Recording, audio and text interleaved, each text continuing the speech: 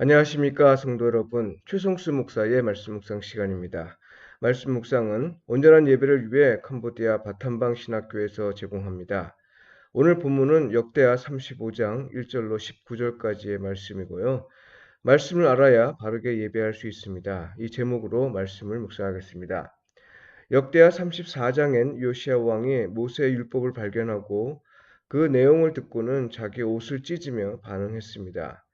이때가 요시야가 왕위에 오른 지 18년째 되는 해였습니다. 그동안 하나님의 백성으로 살면서도 하나님의 말씀인 모세의 율법을 모르고 지냈다는 것이니 율법을 몰라 지키지 못한 것들이 얼마나 많았는지 역대기사가는 요시야 왕의 반응을 통해 그 실상을 보여주었습니다. 35장은 율법에 기록된 대로 유월절 절기를 지키는 내용이죠.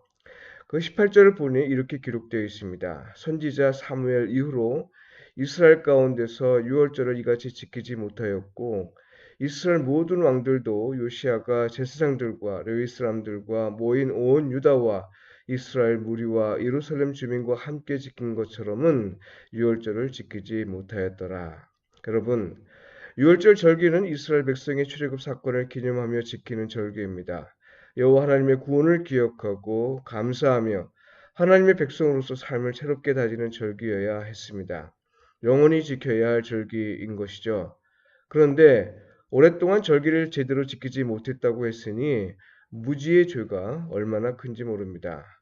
요시야 왕은 자기 옷을 찢으며 회개했고 하나님의 진노가 임하지 않도록 모든 백성에게 말씀을 들려주었고 또 본인 자신도 새로운 결단을 했습니다. 왕이 자기 처소에 서서 여호와 앞에서 언약을 세우되 마음을 다하고 목숨을 다하여 여호와를 순종하고 그의 계명과 법도와 율례를 지켜 이 책에 기록된 언약의 말씀을 이루리라 하고 그러니까요. 요시야 왕은 이스라엘이 하나님을 바르게 예배하지 못한 이유가 그들이 하나님의 말씀을 알지 못했기 때문이었고 또한 자기를 포함해서 백성들이 그것이 얼마나 큰 죄인지조차도 몰랐던 것도 말씀을 알지 못했기 때문이었다고 보았기에 백성들에게 율법을 들려주었던 겁니다. 역대하 34장을 포함해서 35장의 내용에서 우리는 크게 두 가지 교훈을 얻습니다. 첫째, 역대기 사관은 요시야 왕이 백성에 앞서 먼저 결단하는 모습을 강조합니다. 지도자가 먼저 회개하며 새로운 삶을 결단하는 모습을 보였다는 거죠. 그 결과 요시야 제위 기간에는 백성들이 여호와 하나님을 떠나지 아니했다 했습니다. 백성들의 신앙에서 지도자의 회개와 결단이 얼마나 중요한 역할을 하는지 보여줄 의도로 이런 내용을 기록한 것이죠. 둘째, 올바른 예배는 말씀을 알아야 가능해진다는 겁니다. 말씀이 없는 예배에는 무슨 일이 일어날까요? 누구를 예배하는지가 불분명해집니다. 우리는 막연한 대상을 예배하지 않고요. 삼위일체 하나님이시며 그 이름이 여호와이신 하나님을 예배합니다.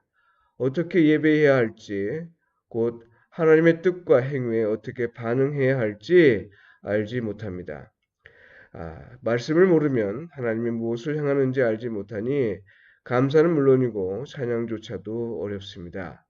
사람은 자기 보호 본능이 있어서요. 하나님 말씀이 없으면 자기의 죄를 깨닫고 참회하며 회개하는 일은 생각하기 쉽지 않습니다. 간단히 말해서 말씀이 없는 예배는 자기가 옳다고 여기는 대로 사는 삶에 불과합니다. 모양으로는 아무리 예배처럼 보여도 그건 다만 자기 만족을 위한 종교 행위에 불과하고요. 우상 숭배일 뿐입니다. 따라서 목회자는 말씀에 기초하지 않는 예배는 어떤 경우라도 삼가야 하고요. 복음이 제대로 선포되지 않는 예배는 더는 예배라 볼 수 없다고 평가받는 사실을 유념해야 합니다. 말씀과 예배의 관계는 일상 예배의 경우에 더욱 중요하게 부각합니다. 일상의 예배는 대개 말씀대로 사는 삶으로 나타나기 때문이죠. 말씀에 기초하지 않은 삶은 하나님 앞에서 사는 삶이라 볼 수 없습니다. 올바른 예배를 위해서라도 우리는 하나님의 말씀을 읽어야 합니다. 과거에 읽었던 기억이 있기에 괜찮다고 말하면 안 됩니다. 하나님의 말씀은 똑같아도 읽을 때마다 늘 새롭게 읽히기 때문입니다. 성령이 역사하기 때문이죠. 하나님의 말씀을 골동품으로 만들지 마십시오. 하나님의 말씀은 늘 새로운 물이 솟는 샘물이기 때문입니다.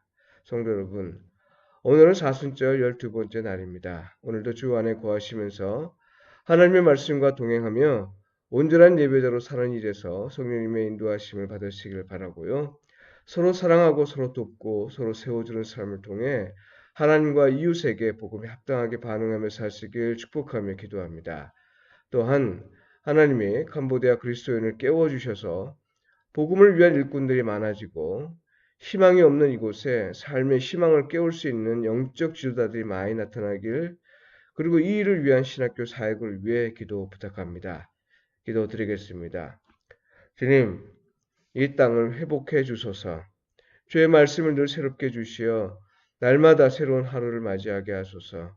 말씀을 읽고 묵상하는 일에서 게으르지 않게 하시어 말씀을 바탕으로 참 예배자가 되게 하소서. 예수님의 이름으로 기도드립니다. 아멘.